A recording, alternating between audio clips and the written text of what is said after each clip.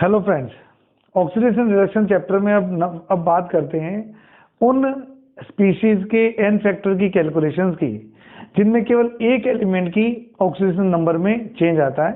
तो जैसा कि मैंने अभी थोड़ी देर पहले आपको फॉर्मूला बताया था कि n factor is equal to x multiply by P minus Q, जिसमें एक्स उस एलिमेंट की एटम का नंबर है जिनकी ऑक्सीडेशन नंबर में चेंज होता है, P रिएक्टेंट साइड उसकी ऑक्सीडेशन नंबर है और Q प्रोडक्ट साइड में उसकी ऑक्सीडेशन नंबर है। आइए इस फॉर्मूले को हम अप्लाई करके देखते हैं।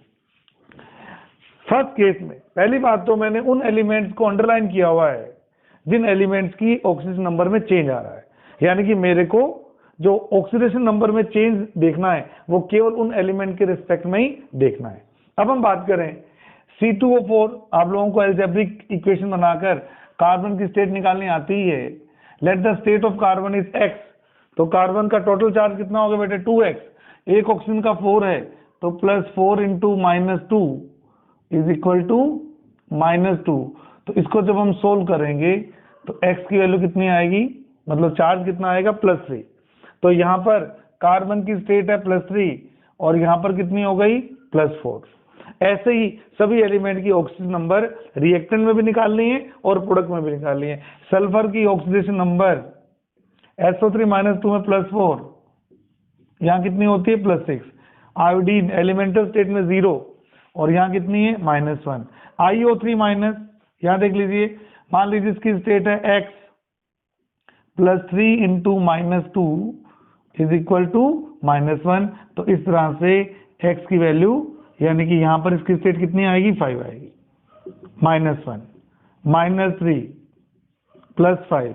ग्लूकोज में कार्बन की स्टेट निकालते हैं 6x +12 +6 -2 इज इक्वल टू 0।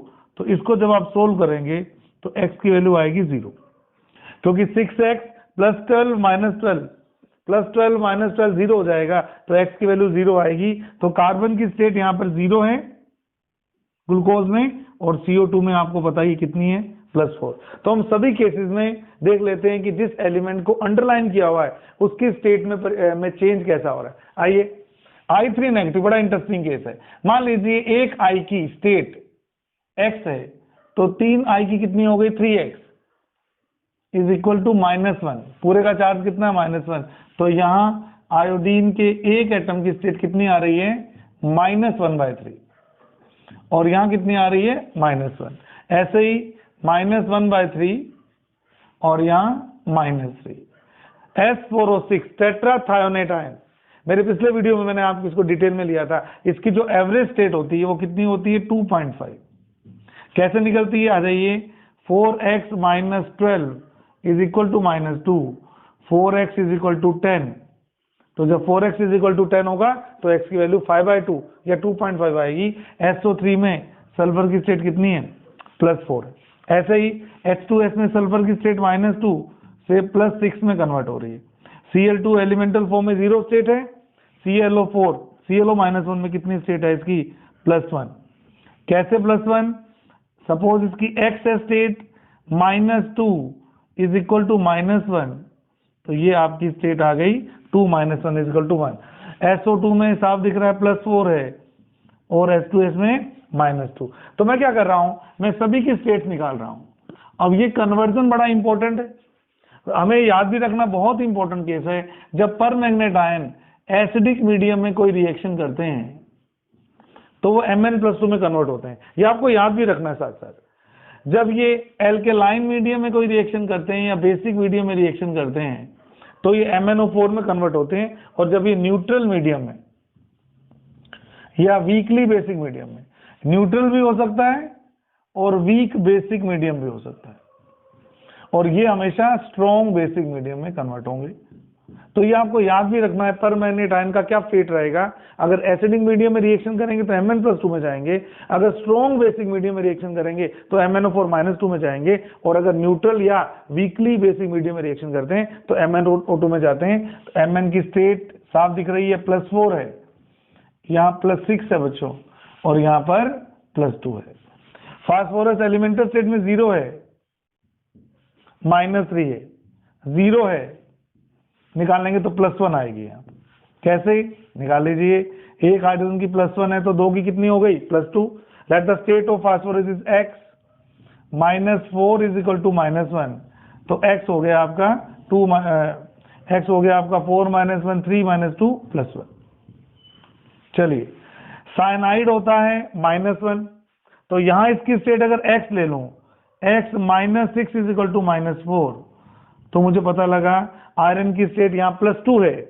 और इसी तरीके से x -6 इज इक्वल टू -3, तो यहाँ मुझे पता लगा आयरन की स्टेट क्या है +3 है।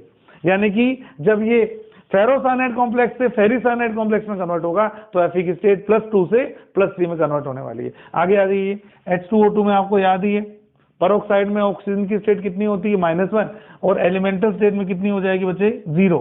डाइक्रोमेट में ये आपने देखा हुआ ही है, +6 से +3 में कन्वर्ट होती है। इस तरह से मैंने स्पीशीज का एन फैक्टर निकालने के लिए जिसके केवल एक एलिमेंट के ऑक्सीडेशन नंबर में चेंज हो रहा है, अंडरलाइन एटम को ही कंसीडर किया है, और मैंने रिएक्टेंट और प्रोडक्ट साइड में उस एलिमेंट की ऑक्सीजन स्टेट लिख दी है।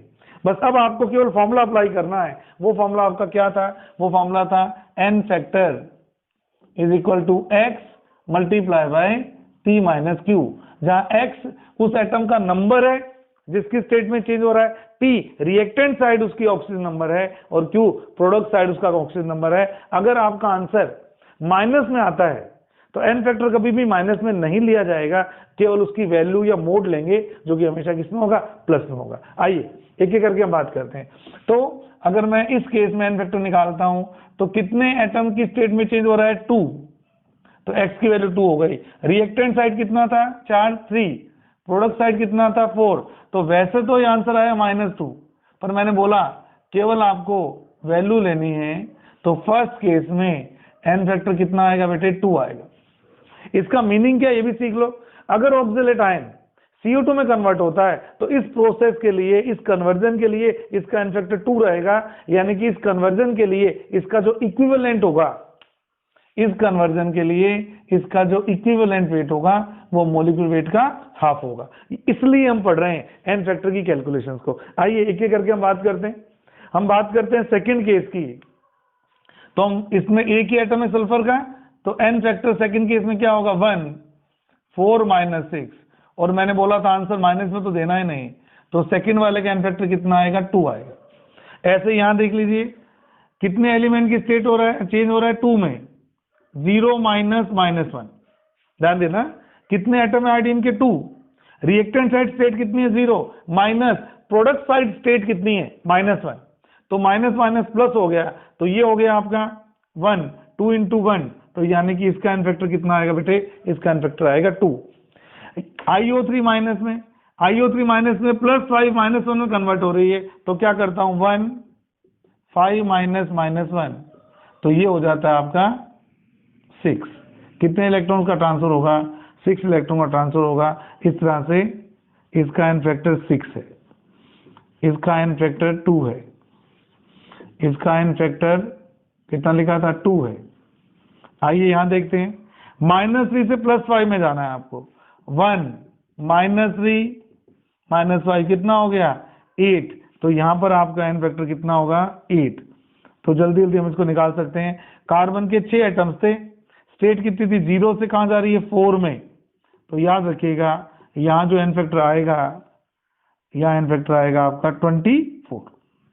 ऐसे करके हम सभी के एन फैक्टर निकाल सकते हैं। 3 एटम थे -1/3 से जा रहे थे 1 में, तो 1 - 1/3 कितना होता है 2/3, तो ये हो गया 3 × 2/3, यानी कि यहां पर भी कितने इलेक्ट्रॉन्स का ट्रांसफर होगा बच्चों, 2 इलेक्ट्रॉन्स का ट्रांसफर होगा। सेम हेयर, कितने एटम है नाइट्रोजन के 3, -1/3 से माइनस माइनस प्लस किस में जा रहे हैं 3 में, ये भी 2/3 × 3, तो यहां भी आपकी जो स्टेट आएगी 3 - 1/3, सॉरी ये कितना होगा 8/3 × 3, ये कितना हो गया 8, तो यहाँ एन फैक्टर कितने का आएगा 8 का आएगा। ऐसे करते चेक करते चलिए। सल्फर के 4 एटम्स हैं, एक एटम से कितने का चेंज हो रहा है 1.5 का, तो 4 2.5 - 4, तो टोटल कितने का चेंज आएगा बच्चों? 6 का चेंज आएगा। तो यहाँ पर n फैक्टर 6 आएगा। H2S में सल्फर की स्टेट -2 है, तो 1 -2 -6, तो यहाँ भी जो आपका चेंज आएगा वो 8 इलेक्ट्रॉन का ट्रांसफर होगा। 0 से +1, जबकि एटम का नंबर 2 है, तो 2 0 -1, तो यहाँ पर भी n फैक्टर कितना लिया जाएगा? 2 लिया जाएगा। SO4 4 से -2, कितना नंबर है? 1, 4 -2, तो यहाँ पर कितने इलेक्ट्रॉन्स का ट्रांसफर होगा?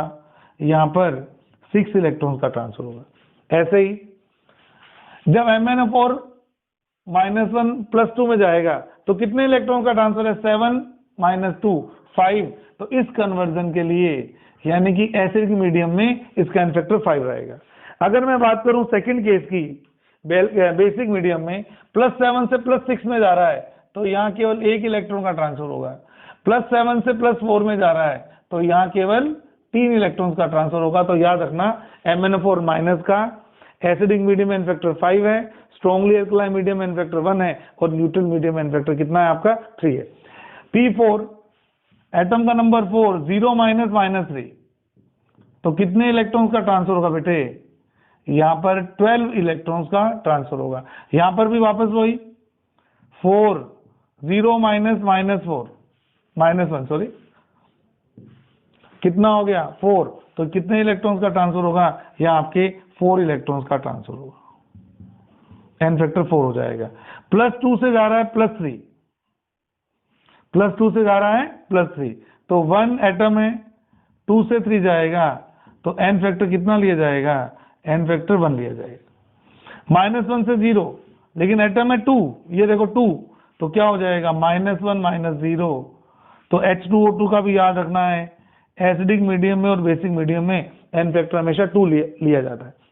डाइक्रोमेट 6 से 3 में जा रहा है, 2 क्रोमियम के एटम है, 6 -3, ये तो मैंने पहले भी बता दिया था आपको। इस तरह से हम जल्दी डिफरेंट कन्वर्जेंस के n फैक्टर निकाल सकते हैं। तो ये हमने क्या क्या पढ़ लिया? अगर मैं रिकॉल करवाऊं आपको, पहला केस मैंने बोला एसिड का n फैक्टर कैसे निकालते हैं, फिर हमने बात की बेस का n फैक्टर की, फिर हमने बात की एसिडिक या बेसिक सोल्ट के n फैक्टर की, फिर मैंने बात की ऐसे सोल्ट के n फैक्टर की जिनके एलिमेंट के ऑक्सीडेशन नंबर में चेंज होता है, उसमें भी फर्स्ट केस लिया जिसमें केवल एक एलिमेंट के ऑक्सीडेशन नंबर में चेंज होता है। तो इतने एग्जाम्पल मैंने आपको करवाए, इन एग्जाम्पल्स के थ्रू हम समझ सकते हैं किस तरह से हमें सोल्ट के n फैक्टर को कैलकुलेट करना चाहिए। आइए इसका सेकंड सब केस देखते हैं, देखते हैं जिसमें एक से ज्यादा एलिमेंट के ऑक्सीडेशन नंबर में चेंज होता है, लेकिन वो चेंज सिमिलर टाइप का ही होगा। यानी कि अगर एक एलिमेंट ऑक्सीडाइज हो रहा है तो दूसरा एलिमेंट भी ऑक्सीडाइज होगा। उस केस में नेट n फैक्टर निकालने के लिए मुझे दोनों n फैक्टर्स को सम करना पड़ेगा। आइए देखते हैं सेकंड सब केस क्या है। अब मैं बात कर रहा हूं सेकंड सब केस की, इसको मैं बी पॉइंट लिख देता हूं। when two elements of salt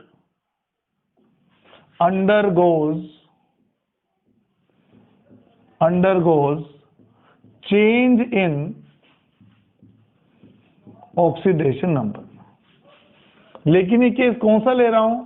या तो दोनों एलिमेंट ऑक्सीडाइज हो, दो या दो से ज्यादा, दोनों के दोनों ऑक्सीडाइज हो, या दोनों के दोनों रिड्यूस्ड हो। तो आइए कुछ केस ऐसे सोल्ट की स्पीशीज के भी करते हैं जिनमें दो एलिमेंट एक साथ अपने स्टेट में चेंज हो करते हैं। तो नंबर 1 एग्जांपल ले रहा हूं इसमें मैं फर्स्ट एग्जांपल ले रहा हूं फेरस ऑक्जेलेट। फेरस ऑक्जेलेट आप लोग जानते ही हैं, फेरस ऑक्सीडाइज होकर Fe+3 देगा, और ऑक्जेलेट के ऑक्सीडेशन से क्या बनता है? CO2। अब इस केस में अगर मुझे सोल्ट का n फैक्टर निकालना है तो मुझे नेट ऑक्सीडेशन का या नेट रिडक्शन का n फैक्टर निकालना पड़ेगा। आइए मैं Fe की बात करता हूं। बेटे फेरस +2 से +3 में जा रहा है, और ऑक्जेलेट में कार्बन की स्टेट होती है +3, ये जा रही है +4 में। कोई कहेगा सर ऑक्सिलेट में कैसे कह रहे हो +3, तो आपको पता ही है ऑक्सिलेट आयन क्या है, ये आपका ऑक्सिलेट आयन है, ये आपका फेरस आयन था, इसका चार्ज भी +2, इसका चार्ज भी -2, तो जब ये कंबाइन हुए तो इनके सोल्ट का फॉर्मूला क्या बना, FeC2O4। इससे पता लग गया ऑक्सिलेट का चार्ज कितना, -2। अब मान लीजिए ऑक्सिलेट का चार्ज है -2 और मुझे इसमें कार्बन का ऑक्सीजन नंबर निकालना है। Let the oxidation number of carbon is x, so we can say 2x -8 is equal to -2, 2x must be equal to 6 and x should be 3। तो मुझे पता लग गया कि whenever oxalate ion is given to me, the state of carbon in these ions is +3, और CO2 में तो आपको पता ही है स्टेट कितनी हो जाती है, +4। अब अगर मुझे इस सोल्ट का इन्फेक्टर निकालना है तो इस सोल्ट के 1 मोल के कंप्लीट रिडॉक्स चेंज में टोटल इलेक्ट्रॉन का ट्रांसफर मुझे देखना चाहिए। आइए, एक ही Fe है और 2 कार्बन है, एक Fe जब 2 से 3 में जाता है तो इसमें ऑक्सीडेशन का आयन फैक्टर कितना होता है, 1। उसी तरह से अगर एक कार्बन +3 से +4 में जाता है, एक कार्बन, तो कितने इलेक्ट्रॉन्स का ट्रांसफर होगा, 1 इलेक्ट्रॉन का।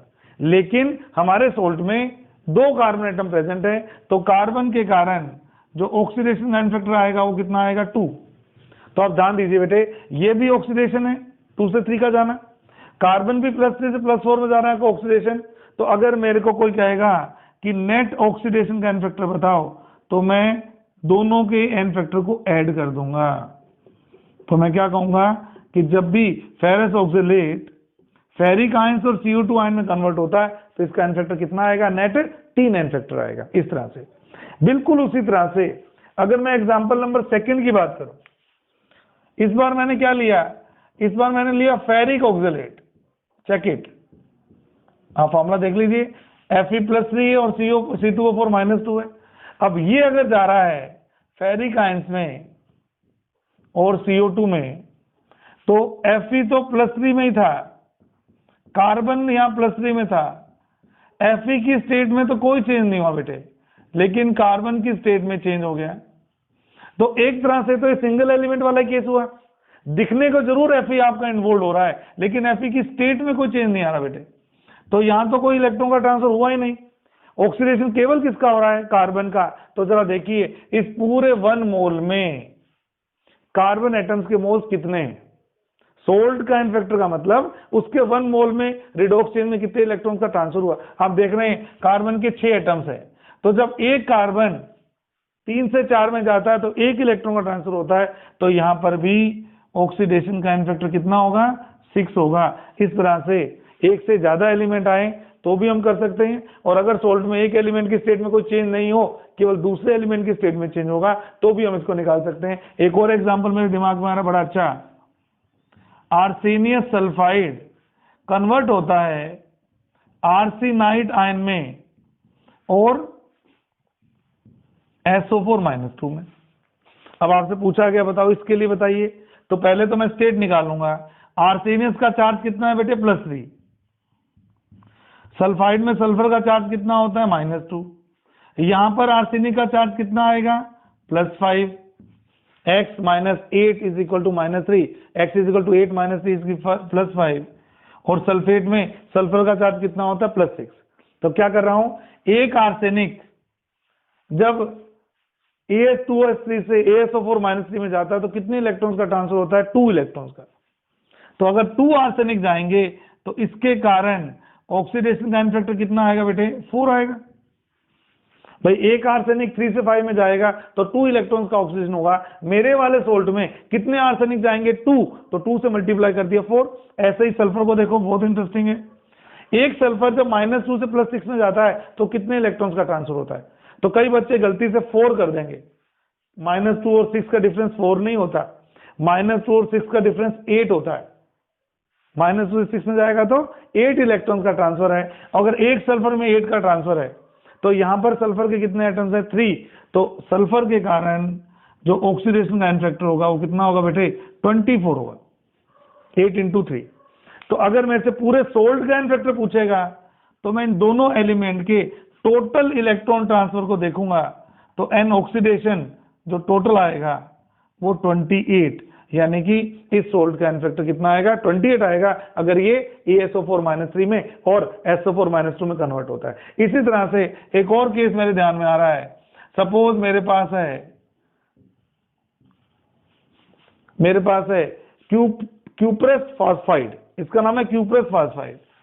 अगर क्यूप्रेस फॉस्फाइड Cu+2 में और PS3 में जाता है, सपोज अगर ये PS3 की जगह कर दो फास्फेट में जाता है मान लो, तो कॉपर की स्टेट है +1, फास्फोरस की स्टेट है -3, कॉपर हो गया +2 और फास्फोरस हो गया +5।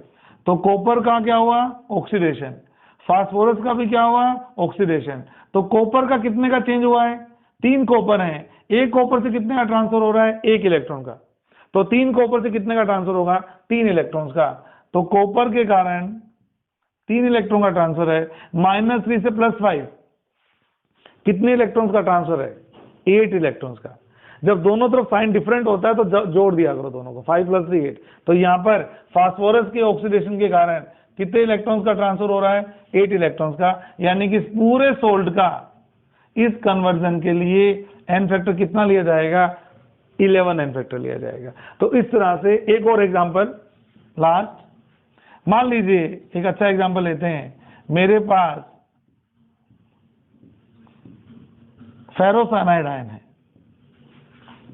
किसी रेडॉक्स चेंज में ये Fe+3 में कार्बोनेट में और नाइट्रेट में कन्वर्ट हो रहा है और मुझसे पूछा गया है इसका एन फैक्टर कैलकुलेट करो। तो बिल्कुल आराम से हम इसको कैलकुलेट कर सकते हैं। कैसे कर सकते हैं, आइए।